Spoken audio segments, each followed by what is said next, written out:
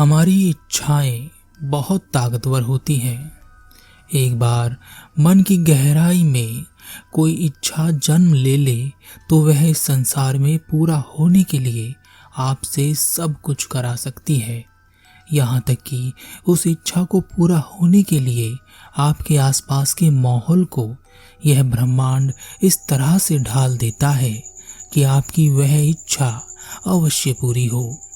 परंतु हमारे मन में तो रोज हजारों इच्छाएं पैदा होती हैं, तो क्या हमारी हर इच्छा पूरी होगी? नहीं, आपकी केवल वही इच्छा पूरी होगी जो आपके अंतर्मन की गहराई में सबसे मजबूत होगी। आपने सुना होगा कि इच्छा, कामना और वासना हमें बुराई पर धकेल देती है, लेकिन यह बात भी उतनी ही सत्य है कि बिना इच्छा, बिना कामना और बिना वासना कोई कुछ नहीं कर सकता। कुछ भी करने के लिए एक कामना का होना जरूरी है। आपकी उस कामना से एक इच्छा का निर्माण होता है, और जब आप उस इच्छा को पूरा करने के लिए चलते हैं तो वासना निर्मित होती है। वासना हमें तैयार करती है अपनी इच्छा को पूरा करने के लिए। जब वह धन के साथ मिल जाए तो मनुष्य धन की ओर भागता है। जब यह काम के साथ मिल जाए तो काम वासना बन इस सृष्टि का निर्माण करती है। आप और हम पैदा होते हैं। जब यह ज्ञान के साथ मिल जाए तो व्यक्ति ज्ञान के पीछे भागता है। यह जिसके साथ भी मिल जाती है, मनुष्य उसके पीछे भागने लगता है। यह आपसे कर्म करवाने लगती है और आप एक अज्ञानी की भांति मन के इस जाल में फंस जाते हैं। कामना, इच्छा और वासना यह मन के वह लगाम है जो आपको दौड़ाती रहती है, और आप किसी घोड़े की तरह जिसकी आंखें साइड से कवर होती हैं, बिल्कुल सीधे वासना के पीछे दौड़ते जाते हैं। परंतु जब कोई व्यक्ति बुद्धत्व को प्राप्त होता है, सत्य को प्राप्त होता है, तब उस व्यक्ति के भीतर इच्छा, कामना या वासना नहीं रहती, क्योंकि मन नहीं रहता और यह मन के भीतर ही जीवित होती है। इसलिए एक ऐसा व्यक्ति जो जाग गया है, उसे किसी का मोह नहीं रहता, उसे इस दुनिया में किसी तरह की दिलचस्पी नहीं रहती। इसलिए आपको ऐसे लोग दिखाई नहीं देंगे जो जाग चुके हैं। वह कभी नहीं कहते कि हम जाग चुके हैं या बुद्धत्व को प्राप्त हो गए हैं। उन्हें ऐसा करने की कोई इच्छा नहीं है, परंतु फिर भी कुछ अपनी करुणा के कारण, जो आपके मन का अंतिम स्वभाव है, दयावश और आपके कल्याण के लिए अपनी उस शांत पड़े खाली मन में इच्छा का एक कंकर फेंक देते हैं, और उस इच्छा को पूरा करने के लिए यह ब्रह्मांड कार्य पर लग जाता है, और वह वापस इस दुनिया को संबोधित करते हैं, आपसे मिलते हैं, आपको समझाते हैं, और इसके लिए उन्हें आपसे बहुत संघर्ष करना पड़ता है। ऐसे ज्यादातर लोग अंत में किसी जहर द्वारा मार दिए जाते हैं, और वह यह जानते हुए भी कि उन्हें जहर दिया जा रहा है, उसे भी स्वीकार कर लेते हैं। परंतु हम यहाँ साधारण मनुष्य की इच्छा के बारे में बात कर रहे हैं।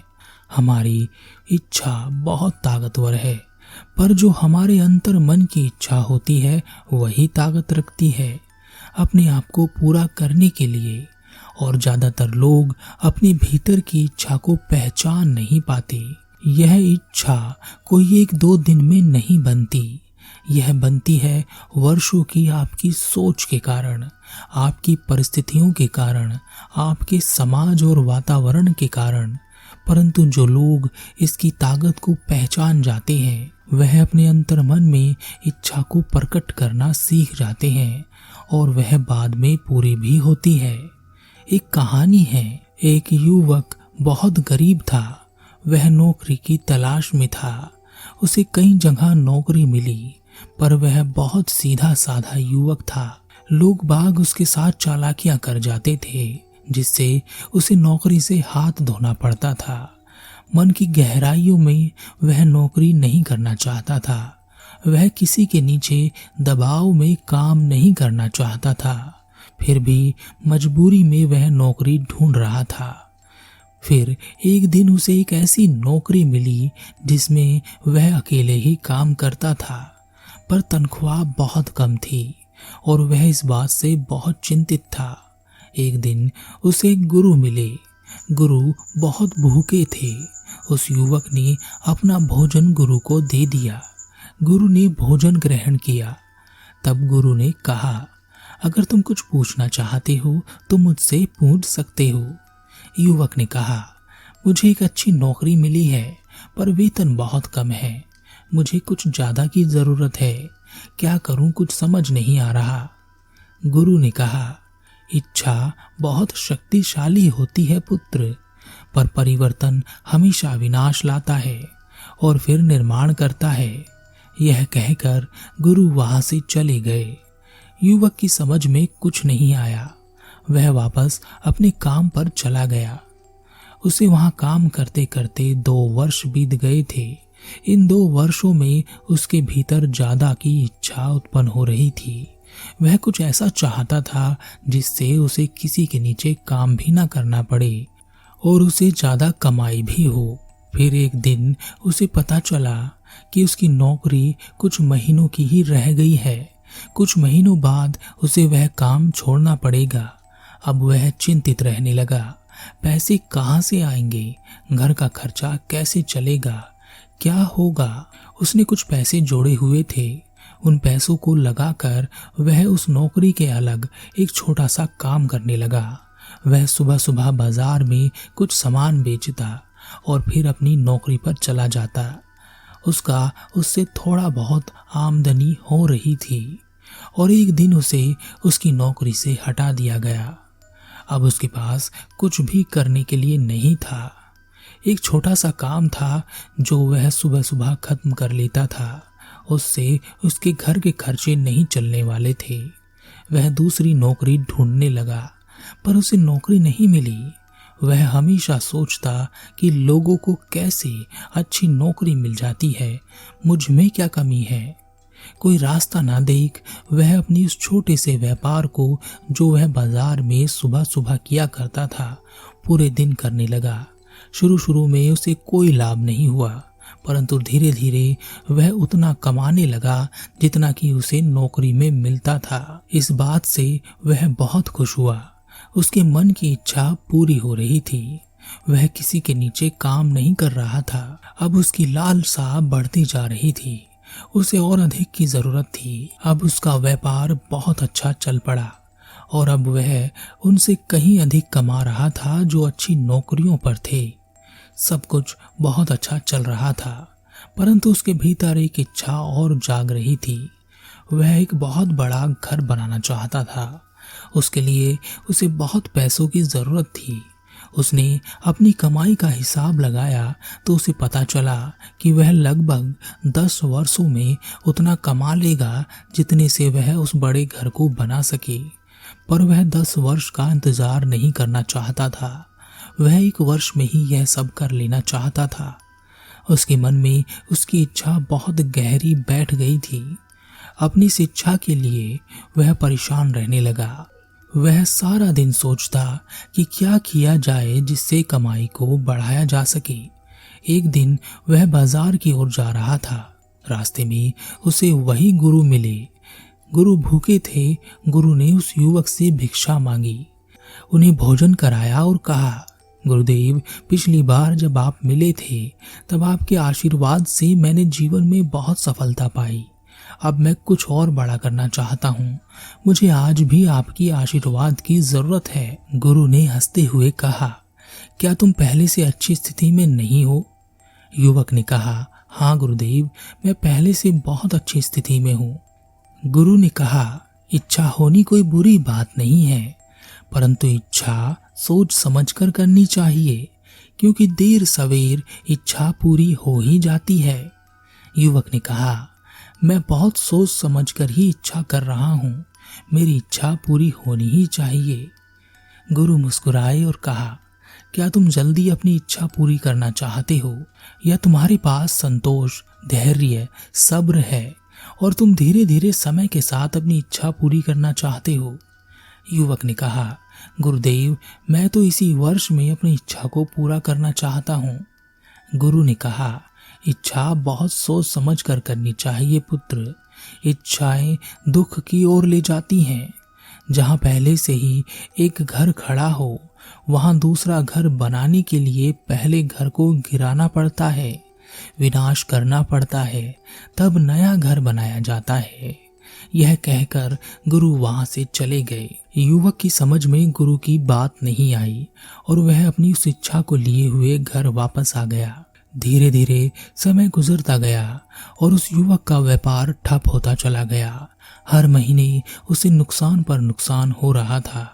वह बहुत कोशिश कर रहा था पर कुछ भी सुधार नहीं हो रहा था। उसे समझ में नहीं आ रहा था कि उसके साथ क्या हो रहा है। वह बहुत चिंतित रहने लगा, दुखी रहने लगा। कैसे अपने व्यापार को बचाए, यह उसकी समझ से बाहर हो रहा था। वह हर कोशिश कर चुका था। अब उसे घर के खर्चे चलाने में भी मुश्किल हो रही थी। उसके सपने जैसे टूट रहे थे। एक समय ऐसा आया जब वह इतने दुख में था कि वह रात को बरसात में भीगता हुआ रास्ते में बैठा रो रहा था। तभी उसे आवाज आई। उसने देखा कि गुरु सामने खड़े हैं।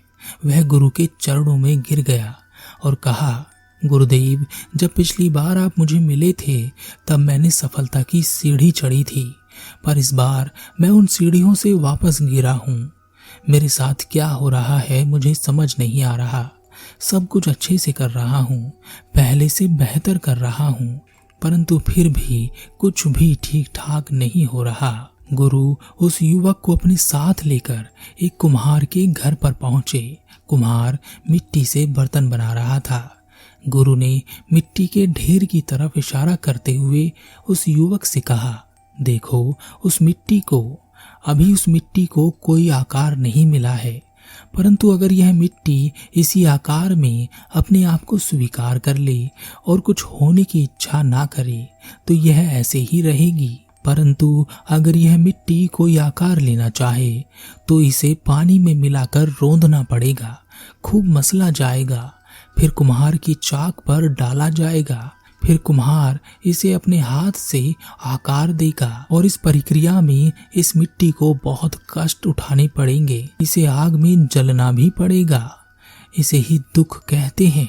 परंतु यह सब दुख झेलकर ही यह मिट्टी एक बर्तन बनेगी।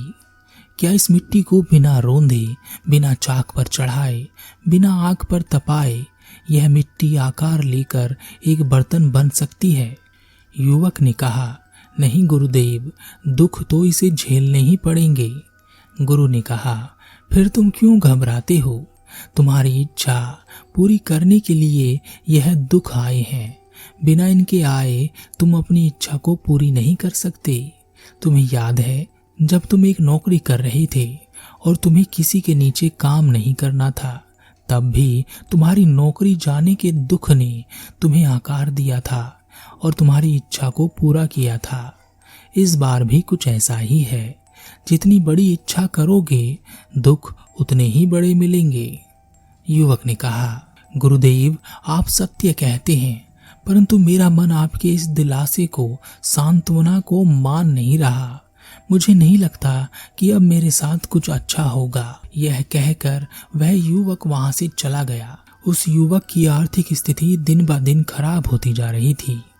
फिर एक दिन उसने सोचा कि कुछ और व्यापार करके देखता हूँ। उसने अपना व्यापार समेट लिया और कुछ धन इकट्ठा किया। उस धन को लेकर वह एक व्यापारिक यात्रा पर निकला। उसने उस सारे धन से एक हीरा खरीदा।